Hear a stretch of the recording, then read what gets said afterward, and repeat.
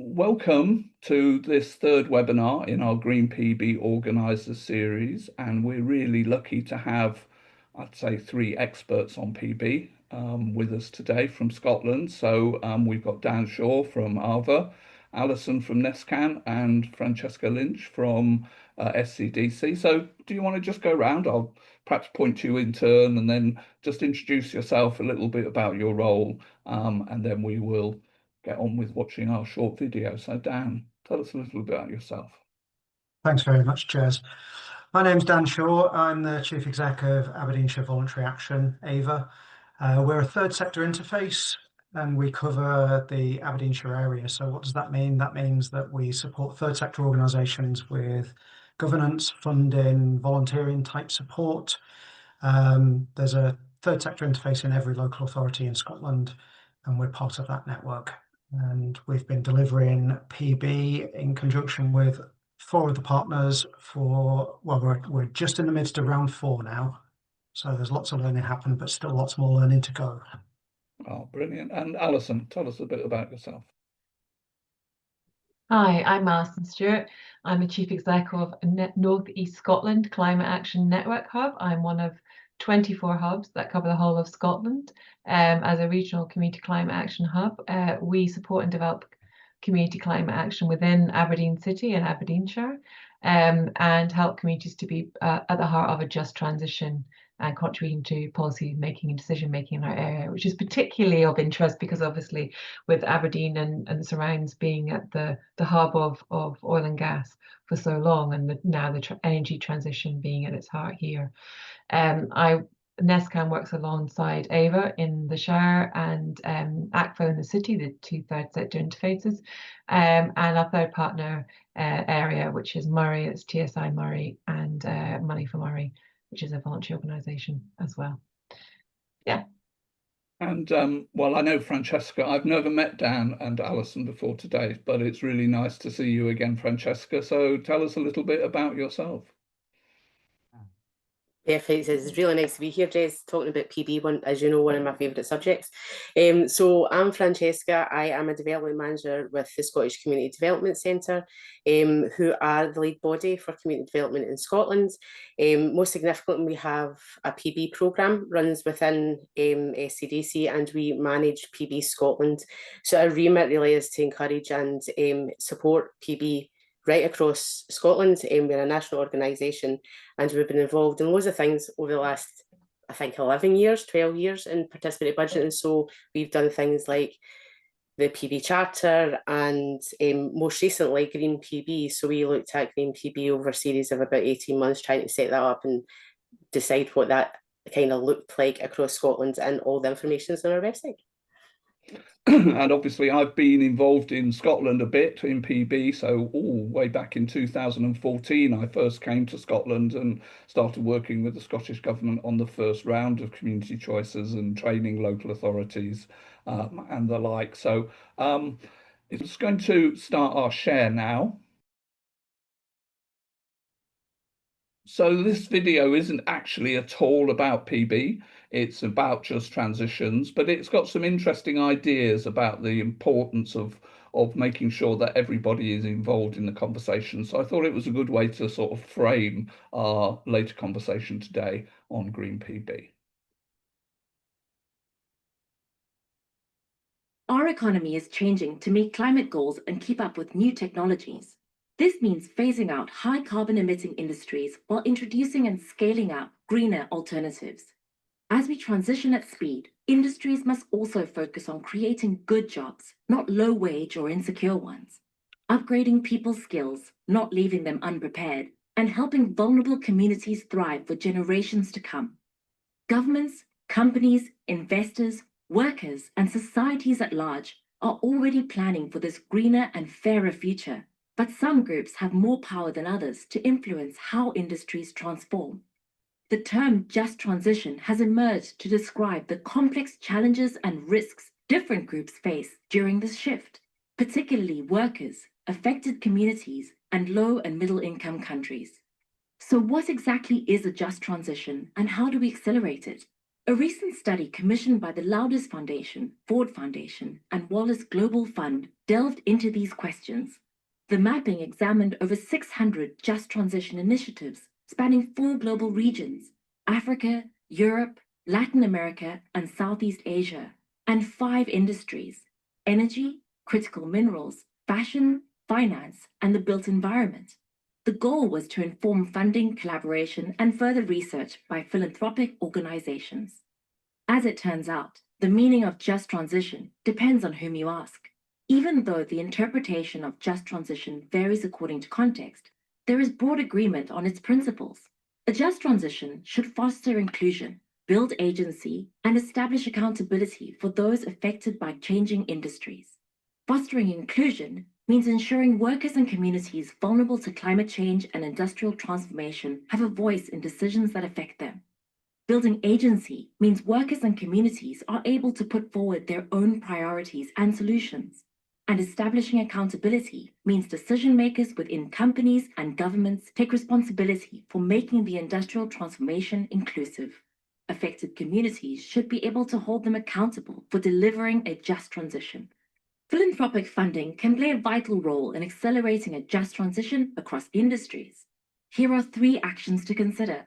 First, we must act much faster to deliver industrial transformation that meets climate goals while creating good jobs and improving people's lives. We can start by working together to break down the silos between climate-focused efforts and social equality-focused efforts, recognizing that these issues are intertwined and must be aligned. Second, funders have the opportunity to invest in building the agency of vulnerable workers and communities so that they can work alongside companies and governments in planning and delivering just transitions. Finally, funders can support efforts to encourage governments and companies to collaborate with workers and local communities when implementing climate action that transforms industries. The industrial transformation is well underway, but how can we accelerate the process to achieve a just transition? What conversations need to happen to ensure this change is equitable for all? To learn more about how we can support a fair, green, and inclusive economy, read the Just Transitions Initiatives mapping at www.loudersfoundation.org. May not seem immediately about PB. Obviously, that video was about philanthropy funds and the role of private businesses in supporting the just transition, but effectively green PB, the grant making or the shaping of public services through participatory budgeting is a form of philanthropy. It's a way of transferring power over resources, money, into communities for social benefit. So I hope it kind of framed a little bit for people who might not be so familiar with what a just transition meant, and maybe a kind of jumping off point for our conversation. So I'm going to throw it out to anybody. Just chip in whenever you like. And my first question really is particularly, I suppose, for Dan or Alison. Could you briefly describe how the Just Transition PB programme started in the northeast of Scotland, and how big is it? Who's delivering it? Thanks very much, Jez.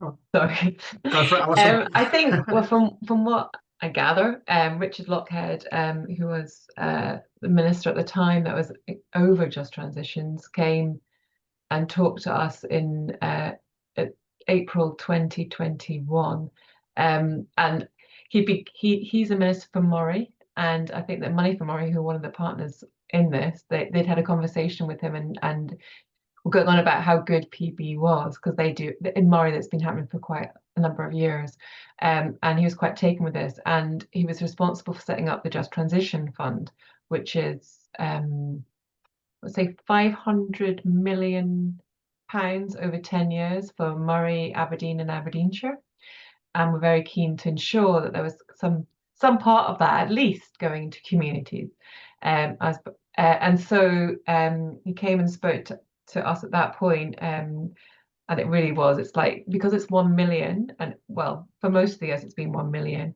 at part of the PB process. It's something that really is quite a big undertaking for any one group, particularly over 3 geographical areas. So then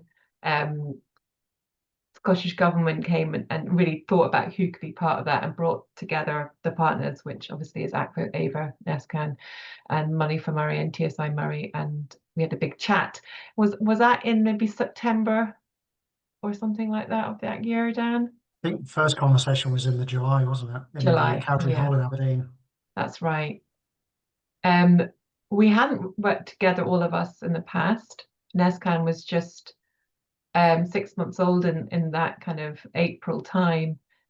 So we had to deliver everything by the end of that financial year, on the 31st of March 2022.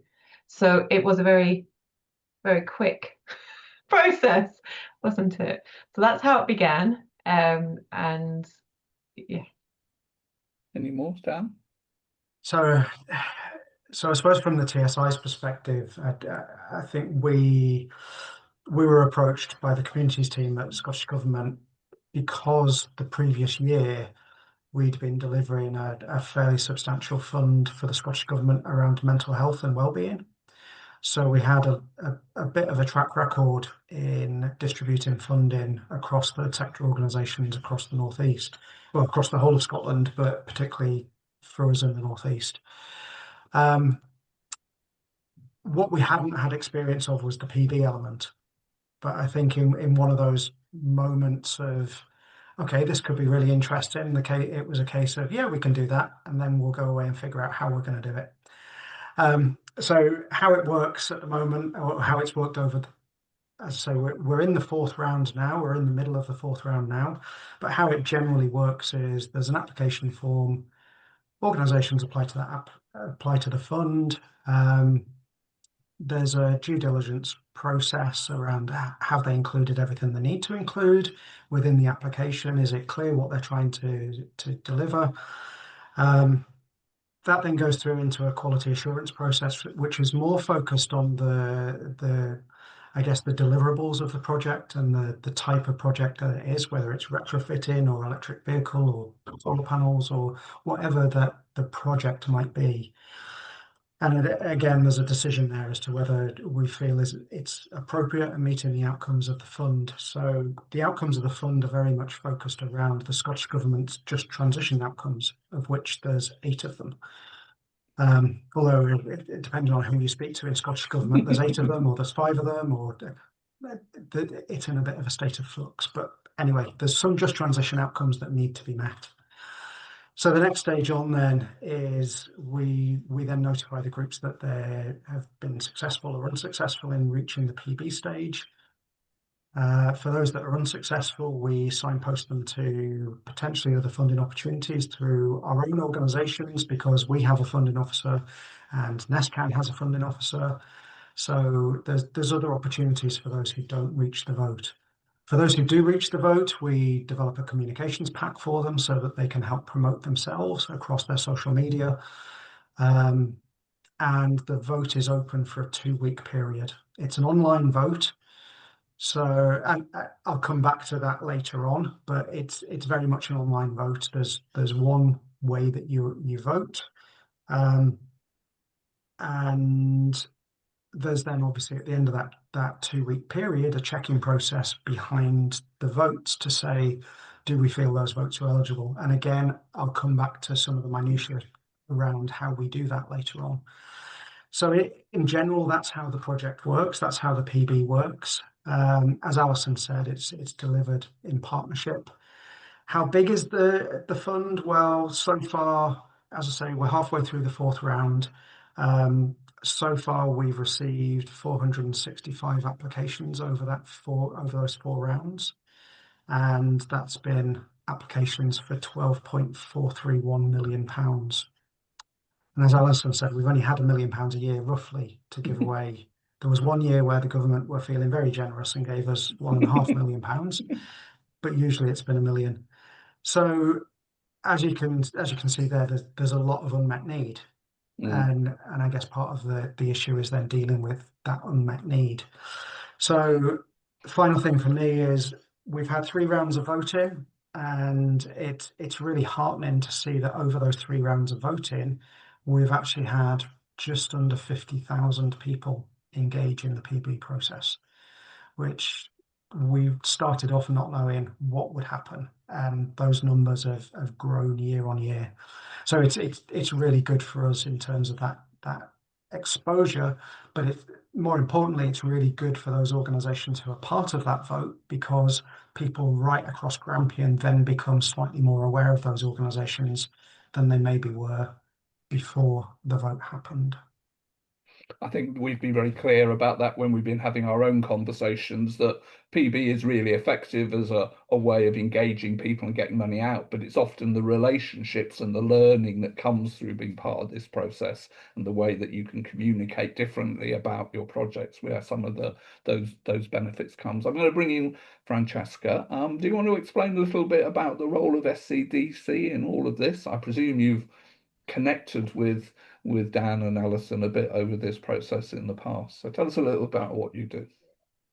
Well, our role really was, I mean, if I'm being honest, it was a bit of a roller coaster for us as well, especially for myself. I started looking at Green PB in 2021, and then 4 months into the project, it was like, oh, we're going to do a flagship community project in Aberdeenshire and Grampian. Can we support these organisations who had never really done, some of them had never really done PB in the past? So it was a bit of a roller coaster first year, but it was really good because it came at a really good time, because we were developing Green PB as this was actually happening live. So it was almost like it was just the perfect storm, I think, in 2021 when we were looking at Green PB and all the resources around about it.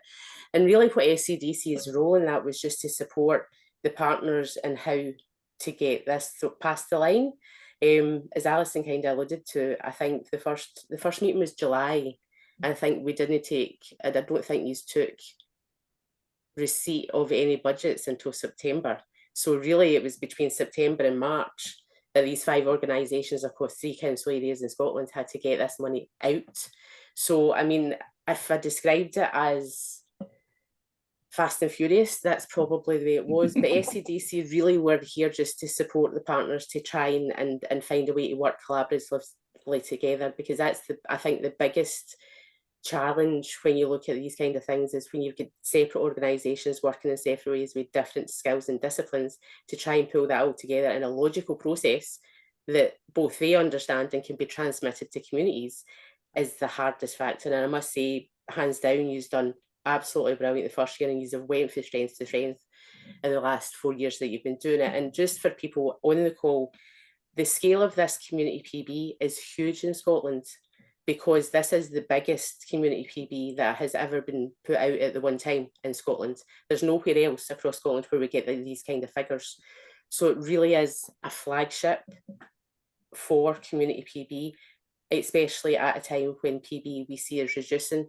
We see that in community PB in Scotland is reducing. So to maintain this and keep this going has been fabulous. But SCDC really are just there to support the partners if they need hand with anything, if we need to bring them together, any advice in participatory budgeting, then that's what we were there to do. Dan, you wanted to come in? Yeah, I just wanted to come in and just say that support that SCDC provided in the very early stages was invaluable. I think in terms of the sense check of what we were trying to achieve and how we were trying to achieve it, I think that was really valuable. And just in terms of that timeline that Francesca's given, I'm going to bring it down even more. We were given the funding in September, and the organisations who were successful had the money in the first week of January, because they had to have it spent by the end of the financial year because of the Scottish Government's financial rules. So when you're talking about trying to buy all sorts of equipment, including vehicles and all sorts, and there was a lot of vehicles in Roundwell, trying to get that money spent by the end of that financial year was a massive pressure. So we wanted to get the money out to groups as fast as we possibly could, and that support that SCDC provided in terms of, as I say, that sense check was really valuable. Yeah, it was really valuable. I mean, although Moray had done it before, it hadn't been done in the city and shire in that extent. I mean, the local authority had done it in pockets, but they were broken by that. They definitely didn't want to have this. And I think just knowing what we could do, because obviously in that very first year we had to create everything from fresh, and that takes a lot of doing actually. And then we have refined it over the years. Obviously, you have to take on learnings, but I mean, with NESCAN's role being very much helping communities to understand what is the fund, what it could be used for, how to get that sustainable and social value out of out of their projects, because it's a capital only fund which has got a lot of limitations. Really, what can they be buying to really create some meaningful projects? And that has grown year on year, but it is difficult. It's difficult because it's quite a lot of process for small community groups. We really wanted to make it grassroots as well. That's why we put in upper limits on finance, and also created different parts of the fund that only the big boys and girls could get. The first in Aberdeenshire and Aberdeen City, the first third, and then 2/3 of the fund is for the smaller groups. It's a little bit different in Moray. It's about this whether they've got a worker, but it's the same kind of principle, trying to make sure there's some kind of equity and that those in the grassroots community groups can actually access the fund. So it sounds like it's a complicated thing to administer. You've got lots of rules coming from the top, and also that political pressure to get something done, and then the rules about how you have to spend money within years, and then you've got restrictions around the fact it's capital only, which I don't think I'd appreciated, so it can't go into paying for people's time and lots of things that might then need to be funded in the future. It's one-off funding. So there's lots of different people that's got to be involved in this. There's politicians, there's officers, there's partners, there's members of the community. So when you were trying to get this going, and now, what are the key messages that you wanted them to take on board about this right from the start? And how do you maintain the momentum and their buy-in over a number of years? Anybody? Well, I think it's really important that you have a very simple message. And I think within this area in Grampian, the just transition is there's more about it, because it is an industrial transition here too, very, very clearly. But it is about saying, look, this is money. You can use it, and it's basically to really change people's perceptions and behavior, to become more sustainable. It's a real opportunity to showcase how you can do it and be those people who are leaders within your area. And it really gives you the opportunity within the PB process to take your ideas wider to a wider population. You've got more of a soapbox, as it were. So I think it's that, and it's speaking to groups in a different way, and politicians, because it's all about what you want to call, oh God, co-benefit, and really ensuring that you're speaking to people in different ways. So, a lot of the groups don't identify as climate action groups. They're not. They're community groups or they're charities, but they want to be more sustainable. They want to really, it's about fuel poverty. It's about getting, dealing with food waste, giving people food, donate, making sure donations of furniture goes out to places. It's about dealing with giving people with additional needs more skills in the workplace. So there's a huge amount of other things that come into it. It's ensuring that people really can see wider than just simply climate change or your carbon emissions, into really the change that they want within their communities. That's really what Just Transition is about. It's about creating the community that you want, that's more sustainable, healthier, happier, really. So it's the messaging has to really take account of all those different aspects. And ultimately, at the end of the day, it's really good amounts of money. It's up to £50,000 for capital. You don't get that normally. So that's a seller in and of itself. Yeah, it's one of those where I think, because our fund is driven by Scottish Government, it started within Scottish Government. I think there's already that political buy-in. When you get to a local level, I think one of the things that we've really focused on is that communications piece to the community groups. Yes, we communicate out to elected representatives locally so that they can promote the fund across their networks, but the core of our communication is through those community groups. And I just noticed a comment in the chat from Kenny about small medium enterprises competing with large companies. This isn't about small medium enterprises. This is very much about third sector, and it's ring-fenced funding specifically for third sector organisations. So just wanted to pick that point up.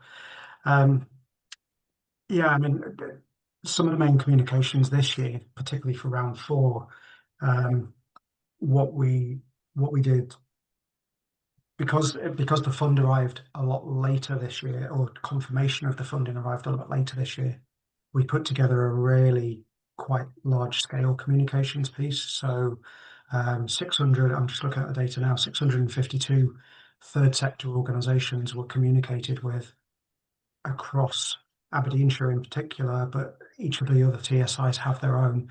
And alongside the work that NESCAN did to communicate across their network of organisations, you're probably looking at about 1,000 community groups across the Northeast who were directly communicated with about the opportunity to apply for funding specifically for this. And just looking at just the Aberdeenshire data, this year we've got 46 applications, and of them only 6 identify as environmental and conservation groups. So as Alison said, children and young people's groups, communities groups, education groups, health and wellbeing and social care type groups, they're all thinking about how they can use this funding to try and be part of that movement towards a just transition, towards a transition that, if you think about that word just, it's fair and equitable for communities as well. It's not just about the big organisations, it's about those real small organisations. And one of the beauties of this fund is very much about us being able to support new organisations. So there's obviously checks and balances in place around governance, but new organisations are able to start their journey from the word go by applying to this fund. Right. I'm going to bring you in, Francesca. I've got a question, and I'm doing it because I think you've seen quite a lot of other PBs happening in different places, but also through the work of PB Scotland. So that's the website supported by SCDC.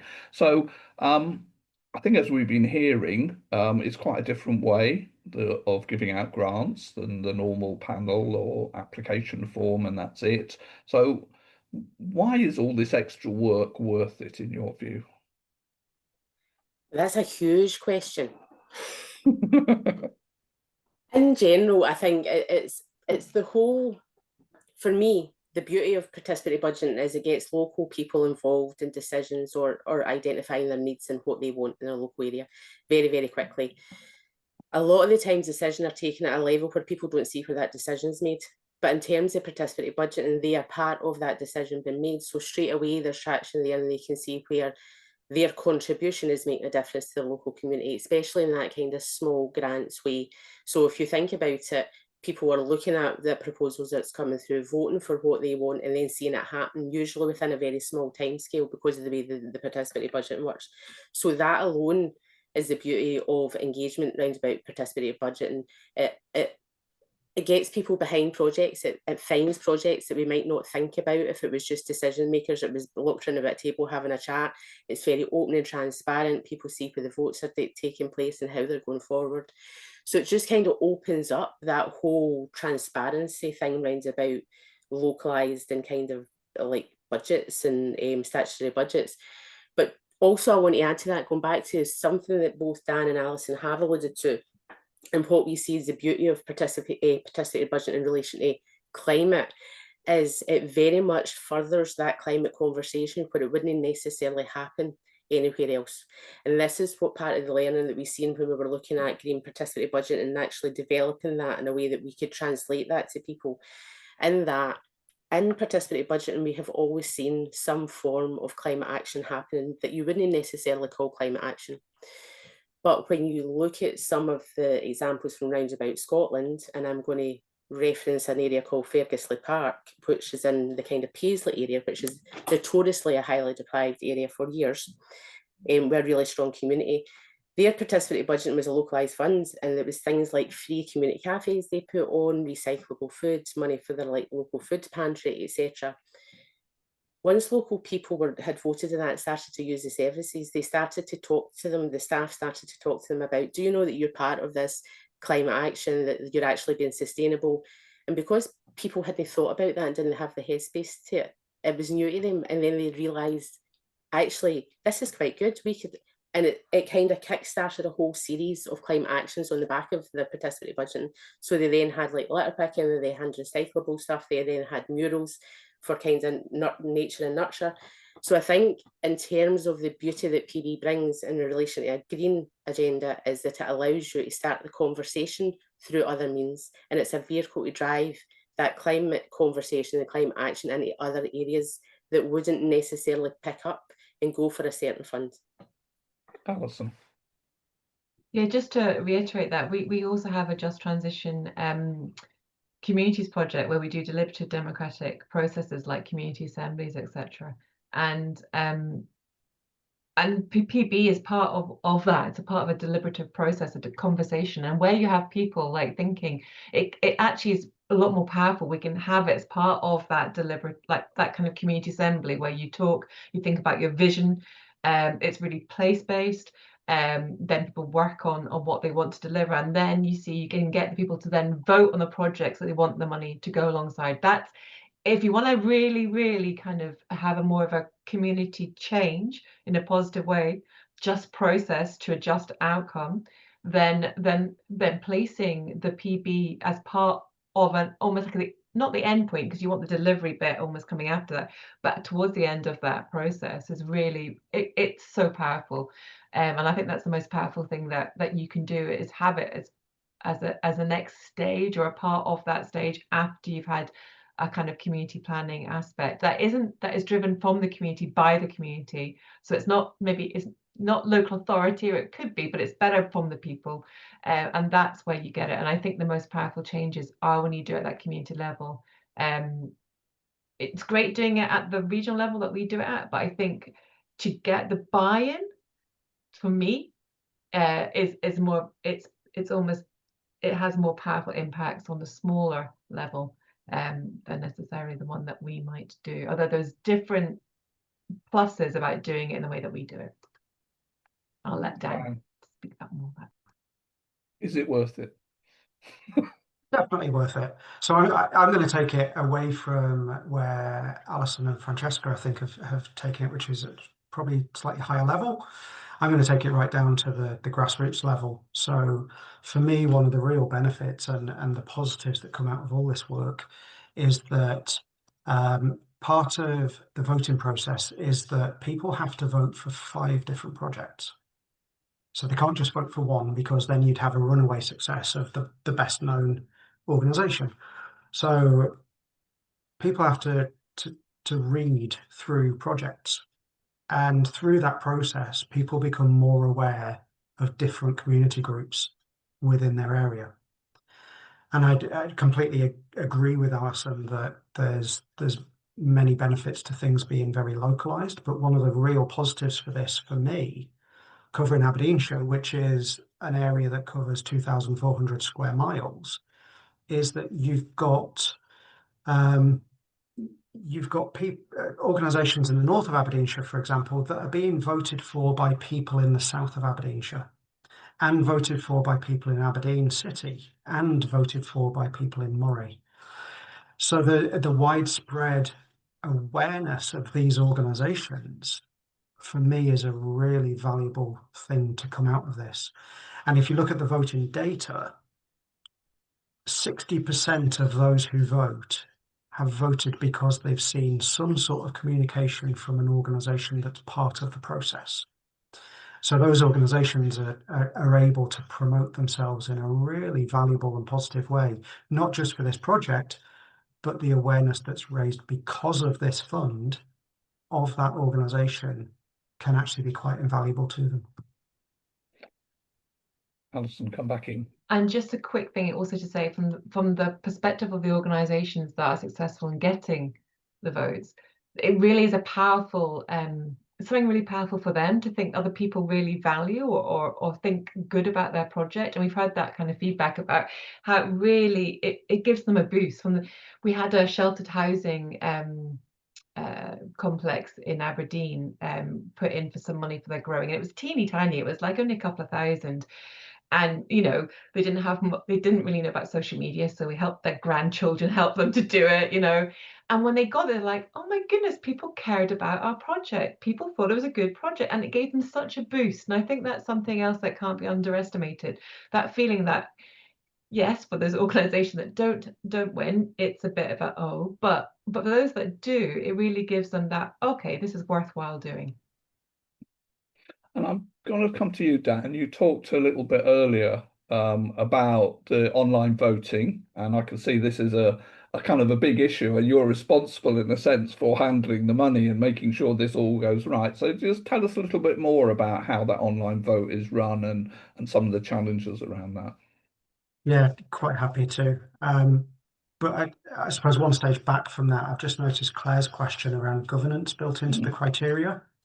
So one of the things that we are really clear on is that organisations who apply have to be valid organisations. They can't just be pop-ups because there's money to be chased. There has to be a real reason for those groups to be in existence.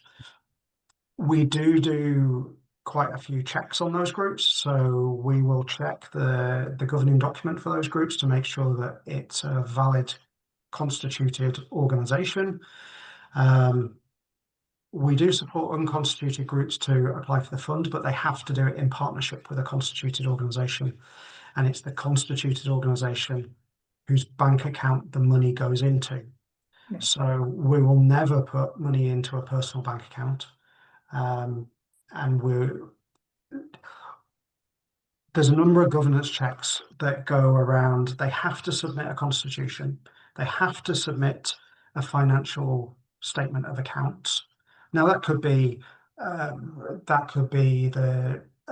photograph of the receipts book, but we need to see that there's money going in, money going out, and things balance at the end of the year.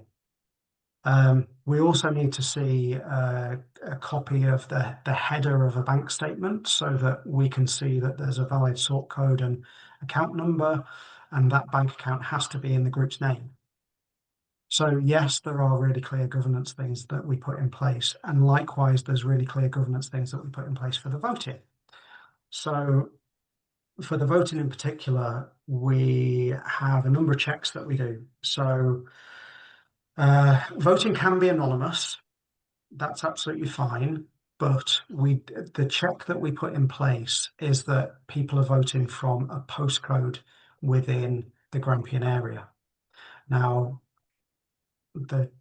it doesn't take someone very astute to say that, well, people could just go and find a postcode in the Grampian area and do that. And that's fine. There's not really much we can do about that. But one of the governance things that we have come up against is voting that doesn't come from within the Grampian area. There's some things we can do, there's some things we can't do around checking that. So what we have found is that, and this applies to me, so I very firmly live in the far northeast corner of Aberdeenshire. But if you look at my IP address, so that's the address that's associated with my computer, it actually pops up as being from Cheltenham, because that's where the data center is, where my broadband router sits. So we can't be as specific as saying we can only take IP addresses that emanate from within Grampian. But what we have found in one of the previous years is that there was a prevalence of IP addresses voting from a country not in the UK. So what we had to do for that one was we had to work through all of the IP addresses associated with that one project where they seem to be focusing on, and make all those that were found to be from another country ineligible and not counted as part of the vote. So that took 3 solid days of work just to work through all of those, and it ended up with about somewhere between 4,000 and 5,000 votes being made ineligible, which was a real shame, because as I say, people have to vote for 5 different projects. So there were 4 other projects that were also potentially affected there. So it's not just as simple as saying, right, well, there's a number of votes that need to be made on ineligible, well, actually that then affects other projects, and we need to then look at the impact that that has. There's a question just come in about, is there something to do with people using VPNs? So as part of the internet check-in or the IP address check-in, we could also check to see if people were using VPNs, because what it could have been was people from a specific community in Grampian who were using VPNs so that they could access information from their home country. So there was a check put in place to check whether those IP addresses were using VPNs, and many of them weren't. So we were as confident as we could be that those were valid IP addresses within a different country. So I guess it's probably easy for me to say, yes, there's governance in place, but when you are faced with a specific example of something that's, if you're faced with things that come at you in a specific round, then it's all learning that adds to how you deal with things for the future. There's other examples I could give, but I know we're heading. Well, I know, I mean, there's a whole world of PB platforms. I know some people in Scotland are using the console platform. I'm not sure if that's the one you're using. I know I'm just running a process now. We're just going to use an MS form, but we're going to ask people. It's a very small area, so it's not the scale of yours, but we're just going to ask people for postcodes, an address and a name, and then manually try and check to see if there's any abuse of that sort of system. But so that although it won't be published to votes, so that question of how you verify that is really critical. And then that, I suppose, leads into a question about, is it better to allow online voting so that you can reach lots of people, particularly in a very rural dominated area as the northeast of Scotland is, or should we just focus on meeting face to face and getting those benefits? And there's a big trade-off there. And shaking your head and nodding. So yeah, so there is another example I will give then. So after all of the voting was finished last year and groups were told whether they'd been successful or not, as you would expect, there are organisations who are naturally disappointed that they haven't been awarded funding. So one of the obvious things to do is look at things like potential or perceived structural inequalities. So having an online vote, is that disadvantageous to people in rural communities where we know that broadband isn't necessarily the greatest and the fastest? Is it disadvantageous to people in the older population? And this was where that conversation with SCDC was really important in the early stages, because we balanced the difficulty of running in-person voting across, well, Aberdeenshire is 2,400 square miles. If you add in the city and Moray, it's a lot more. Balance that versus running online things, and potentially, I'm not saying we do, but potentially excluding specific groups. Now, the conversation the conclusion of that conversation was, it's maybe better to allow people to vote from the comfort of their homes and their work, rather than trying to mobilise a workforce right across Grampian, whilst we're all still doing our day jobs as well, because don't forget, the world doesn't stop just because there's a PV process in place. So one of those groups that didn't get their money last year, they came to us and said, well, we feel that our project was very much about supporting older people, and we feel that we were disadvantaged because older people don't have access to online voting, or don't have access and the knowledge of how to vote. So again, this is where your data behind your voting is really important. So one of the things that we do ask as a mandatory ask for everyone who votes is your age range. And we have done right from the start, just so that we could see how we're targeting or how we're reaching people from different age ranges. So thankfully, because we did that, I was able to go back to the group and say, well, actually, and forgive me for looking down, I've got all this written down. So if you look at the Aberdeenshire population aged 71 plus, you're looking at about 13.5% of the population. If you look at Aberdeenshire voters, so those who participated in the PB process, 11.8% were in the 71 plus. So there's not a huge difference there, and I wouldn't say it's significant. If you look at the voters for your project in particular, there was 12.7% who were in the 71 plus category. So that's higher than the average for all the voters and pretty close to the overall average for Aberdeenshire. So we were able to reasonably confidently say that there was no disadvantage for those who in the 71 plus age category. What we were also able to do was to say, well, actually, there were 2 projects in the vote that were run from the same building, or would be run from the same building. And if we drill down into the data for each of those projects, into the voting data for each of those projects, what we found was half of the voters for one of the projects didn't vote for the other half, or for the other project.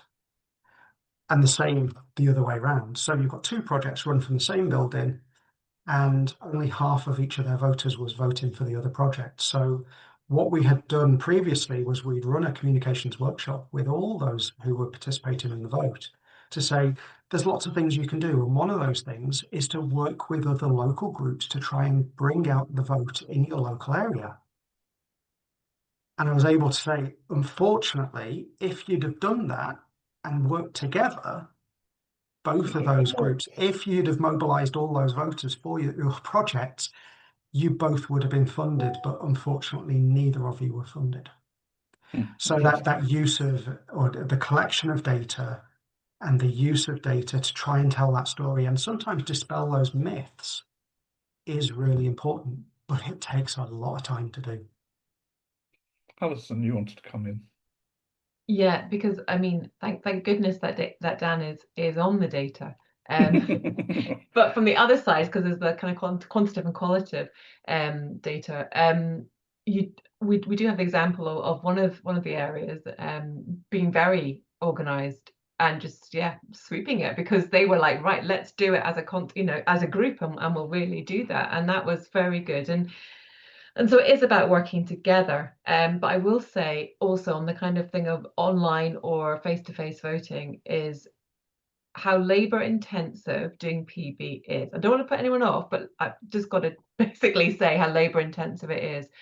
And particularly with the one that we're doing, because we are going and we're doing one-to-one conversations. We're saying, trying to get the really good projects, trying to get the grassroots involved takes a lot of community development as well. So that's one aspect. But when you're doing the voting, if we were to do voting and to enable it to not be seen to be unfair, you'd have to do it at least 6 different areas in the Shire, probably more, because of the geographical spread. And in the city, you'd be doing it at least in a couple of areas, and then in Moray, and it's just unrealistic considering the resources that we have and the money we've been given to run the PB process. So so really how we found it works, it's a responsibility of the groups. We help them, we give them as much help as possible.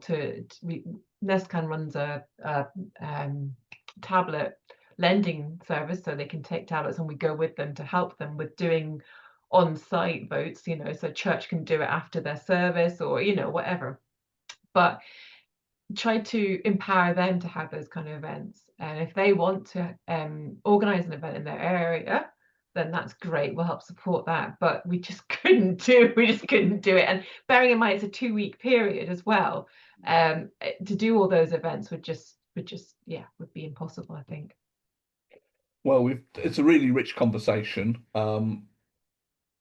We're kind of getting on. I'd like to bring in a few other questions if possible, but I'm just going to start. And I know, Dan, you're itching to say something extra about this, but I'm just going to ask, what has been your standout moments as part of this process? Maybe positive and maybe negative. And Francesca, given that you've got a much wider footprint, you could just tell a story from any standout moment that you've had in PB, good or bad. So, do you want to start with you, Francesca, and then we'll go around?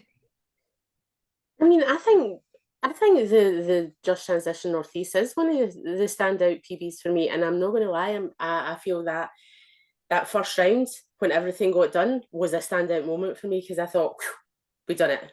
Next year we can improve it.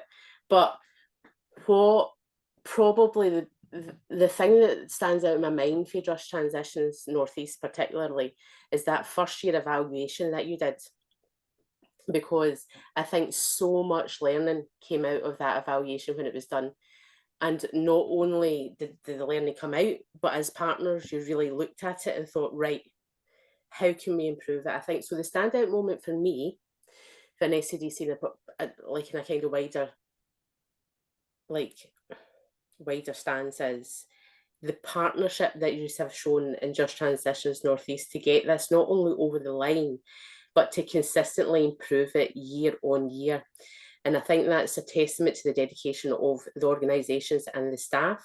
And look, we know it's not easy to work together. Like, we've all done it with different organisations. It can be sticky, especially when you've got other jobs to do and there's other priorities come in. But the tenacity to make it work, I think for me, is a standout moment from an SCDC's perspective, and seeing it. There's some kind of pride every year seeing it when you see the communications and go out and the new websites that are brought in and the voting that changes year on year. I mean, if we think about it, how we've been talking about voting, the first year it was individual, like kind of local authority voting. Then it went to, let's extend that a little bit to now having the learning you have, let's extend it to Holy Grampian. What's the worst that can happen? Like, people are not dishonest, it's working, let's make this as inclusive as possible. So for me, I think it's just the partnership and how you've managed to strengthen that as the years have went forward, and be committed to the process, and more importantly committed to local communities, because you know this is where the money is going. So I think it's more about that willingness to bring the money into the area for the good of the communities, rather than letting anything else get in the way of like partnership working, which can be quite tedious. So that for me is a standout moment. And it is, I mean, when you think about it, 4 years down the line, the amount of money that has been put into, it's a wide geographical area, but population wise is pretty small compared to the rest of Scotland. So it's brilliant for that area. So yeah, that's my standout moment. Dan, what about you? What's been your standout moment? Or when the heart kind of went one way or the other? It's hard to pick anything out really in particular. The one thing for me, I think, is about the impact on the community groups and therefore the communities that they serve. So for me, it's about enabling them to have a platform from where they can promote themselves and promote the services that they deliver, but also about enabling small groups who wouldn't otherwise have the opportunity to engage in the Just Transition, and to engage in thinking about how they can change what they do to try to lead to a better way of doing things. So for me, it's very much about the impact on the community groups. I could give the flippant answer, which is getting to Christmas each year and surviving the process once again. But for me, it's mostly about the community groups. Alison. Well, it's not fair because, you know, I agree with both of them, but so I'll add two rather than have a separate, as it were, because it is true. I mean, I think the relationship development, the partnership that has been, you know, we really have developed over the 4 years in a lot of different ways, and the impact on the communities is very special. But I think from my organisation perspective, it's that it opens up the ability to have this conversation and build our relationships with the communities, because it's a starting point. So we have the conversations with, it's like a tip of the iceberg, those organizations that actually go ahead and put the applications in. There's so many more that don't necessarily put the applications in, but we help them with other projects. So they might not get their act together in time to put their application in for the JTPB fund, but we can help them to access other funds. Or we have conversations with them just about their, you know, what projects they might want to do in the future. And it gives you the opportunity to have those conversations. And I think that is one of the most valuable things. Because it's the connections made between the organizations as well as the actual impact that the money being distributed has. I think there's loads of learning in there, and we're going to dig through it for a little bit, and maybe we can come back and ask another question or two. But Jez, I'm just seeing what Kenny's put into the chat, and just to say that one of the learnings that we did take from the first year is we allowed anybody in in Aberdeenshire, Aberdeen City or Moray to vote in any of the other areas if they lived, worked and played there. And so I think that's something to take on board in relation to who can vote. It's not necessarily maybe the people that live in that area only, but there's people that use that area, that are intimately connected to that area. And that's something to think about. If you can have the due diligence around about that, that's the tricky bit. A really great thanks to you, Dan, Alison and Francesca, for giving up an hour to start opening up the very complex story that is the Just Transitions PB. A really great thanks.